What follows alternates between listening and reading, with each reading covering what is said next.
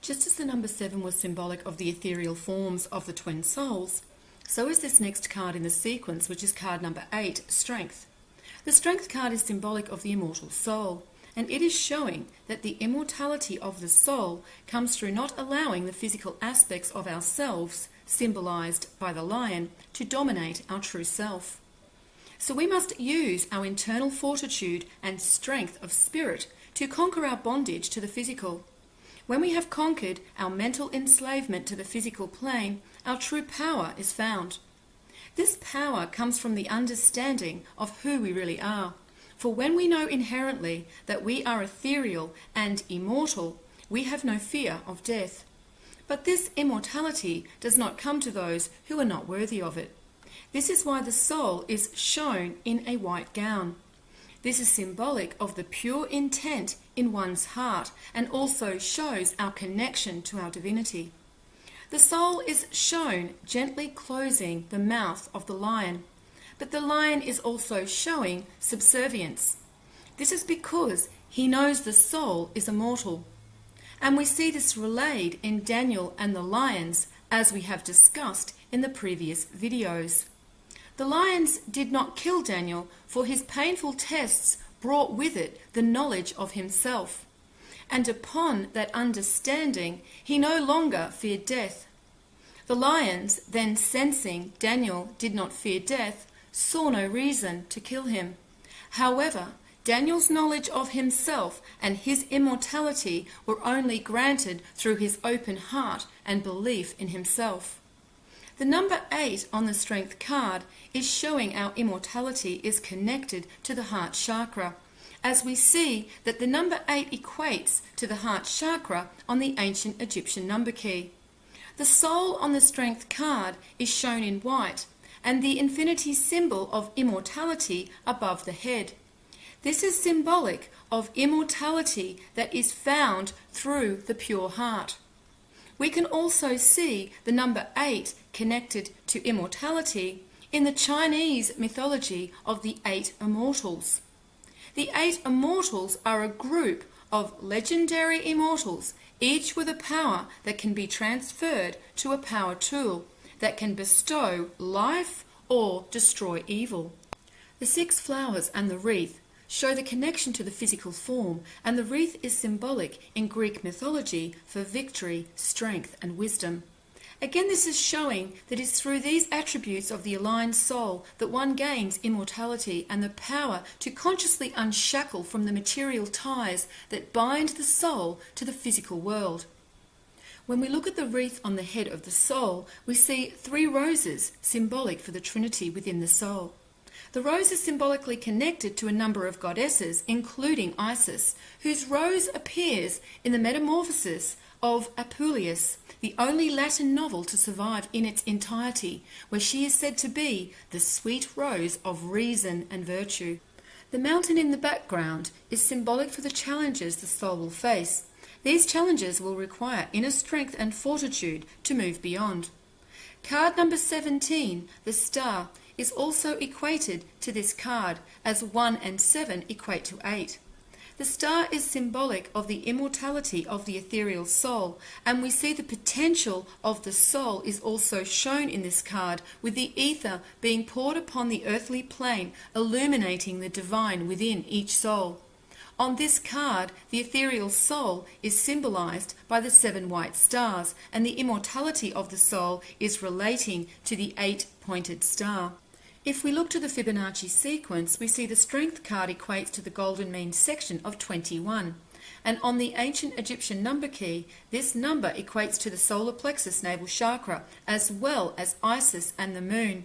And we can also see this connection to Isis and the moon shown in one of her other aspects, which is represented by the goddess Hathor, who is symbolic for the creation forces of the moon and also childbirth. The number 21 is symbolic for the twin souls and the divine, represented in the ethereal. This is showing they are not yet reunited as the Trinity. However, we see the potential of this reunification of the twin souls and the divine represented when we deduce the number 21 to a 3, which gives us the Trinity. As stated before, however, the number 21 is represented at this chakra, showing us symbolically that the twin souls and God consciousness have not yet reunited. If we times 3 by 7, this equates to 21. So now we have the three ethereal forms of the Trinity also symbolized in this number 2. And 21 is also used 7 times in the Bible. 21 is also the sum of the first 6 natural numbers, 1, 2, 3, 4, 5, and 6, making it a triangular number. The number 6 being symbolic of the manifesting of God consciousness and the mental into the material. 21 grams was also said to be the weight of the soul, according to Dr. Duncan McDougall, an early 20th century physician who measured the mass lost by a human body when the soul departed the physical body upon death. Given that this energy point related to 21 is where the soul enters the physical container, we are now able to understand the significance of Dr. McDougall's findings. It is also interesting to note that Russian scientist Konstantin Korotkov used an advanced technique of Kirlian photography and captured the life force leaving the body while photographing a person at the moment of his death with a bioelectric camera. It shows in blue the life force of the person leaving the body gradually. According to Korotkov, it is the navel and head that are the first to lose their life force, which would be the soul, and the groin and the heart are the last areas. So we also see in Korotkov's findings that it is the navel and head area where the life force or soul areas are located. As we now understand, it is the ethereal energy point at the heart chakra where the upper and lower forces merge to create the material from the conscious projection of the Creator. It is the ethereal energy point of the navel chakra, however, where our soul enters into our physical container. As mentioned in previous videos, according to Edgar Cayce, the soul was located near the stomach in an area he called the Leiden. And on the tomb of Neb-Neteru, the great high priest of ancient Egypt, it is inscribed with the verse, "The West seeks to hide from him who follows his heart. The heart is a god, the stomach is its shrine." And within the Taoist tradition, the psoas muscle, located in the stomach area, is spoken of as the seat or muscle of the soul and surrounds the lower dantian, one of 3 furnaces of energy within the ethereal body. In chapter 8, verse 21 of the Gospel of Mary, it relays this about the soul. The soul answered and said, "What binds me has been slain, and what turns me about has been overcome." Once again, we see that it is when we overcome the chains that bind us to the physical, we will understand our true self and the key to our immortality. There is much conjecture amongst many researchers regarding the location of the soul. Some say it is the heart. The Kabbalists say it is contained within the blood along the spine, and yet others state it resides at the third eye, pineal gland. In truth, all are correct, for as the ancient Egyptians knew, there was more than one part to our soul, and that there were different elements to our ethereal form. The conscious element of our soul that directs our will and expresses the individual essence of who we are is located at the third eye area and is called the Ba. This is the point where our ethereal self takes in information visually and consciously, and also where information is consciously processed before it is expressed. The aspect of the soul that is located in the stomach area equates to the Ka, and is where we process environmental information we cannot visually access, hence the term gut feeling. The ancient Egyptians said this was the part of the soul which distinguished the difference between a living and a dead person, with death occurring when the Ka left the body. Meskehenet was the goddess of the force responsible for the Ka entering into the body, and she was paired with the god Shai, who was known as the god of fate. It was said that he determined the span of each man's life and was present at the judgment of the soul when the heart is weighed. The ka part of the soul was often represented symbolically as a second image or the double of the king. This double was representing his ethereal form. Between the ba and the ka aspects of the soul is the ethereal heart. This is the energy point of the ethereal body that emotionally processes and responds to information from both the ka and ba. In ancient Egypt, the soul and ethereal body was symbolized by the bird and wings. And we also see a connection to the bird and the soul in this verse from the Quran. The body is the cage of the bird of soul, which is imprisoned in it. Death is its escape from the cage, its freedom. Now, if we add the sum of all the previous numbers in the Fibonacci sequence together, we get the number 54, which can also be deduced to a 9, as 5 and 4 equal 9. So let us first look at what we can find in connection to the number 54.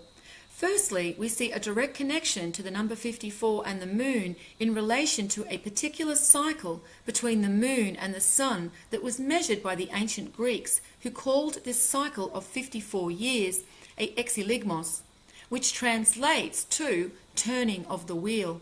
And within this cycle are 3 Saros cycles of eclipses of the sun and moon. So we also see the number 3 is significant within this 54-year cycle, and is also connected to the navel chakra on the ancient Egyptian number key.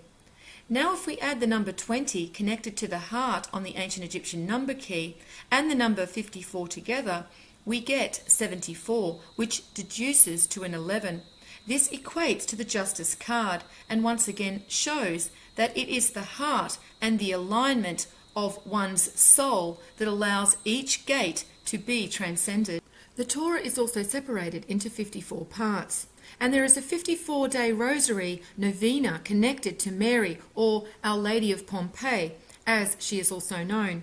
And there is a Greek verse relating to the rosary that says, Theotokos, God-bearing maid, rejoice, grace-filled Mary, the Lord with thee, praised thou among women, and praised thy fruit of thy womb, because it was the Saviour of our souls that thou bearest.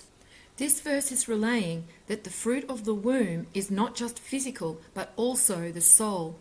And it is also relating to the female creation energy responsible for birthing both the male and female souls onto the physical plane. This is why in times of higher consciousness, when we have a full understanding of ourselves and our roles of gender, we can honour each other for the complementary attributes and traits we have within each of us, and we exist harmoniously, benefiting from this understanding. However, unfortunately, there is an agenda to make us feel we need to be more like the opposite gender to find success as a spiritual being. This is purposely designed to keep us unaware of who we really are and in competition. Many have been led to believe gender is equated to left-right brain hemispheres, and again, this is completely unsupported in any ancient texts. And the latest findings from a study done by researcher Jeff Anderson and his colleagues of the University of Utah studied 1,000 participants, and none showed a particular side of the brain was being used more than the other, regardless of gender. The truth is, we are different for a reason, and this is because we complement each other on every level, physically, spiritually, and also mentally. These complementary differences within the gender make up the perfection of the whole. God did not make us flawed and in need of achieving some impossible task to achieve perfection. Perfection is achieved by honouring ourselves completely for who we are, and also honouring and respecting this in each other. Psalm 143:8. Cause me to hear thy loving kindness in the morning, for in thee do I trust. Cause me to know the way wherein I should walk, for I lift up my soul unto thee.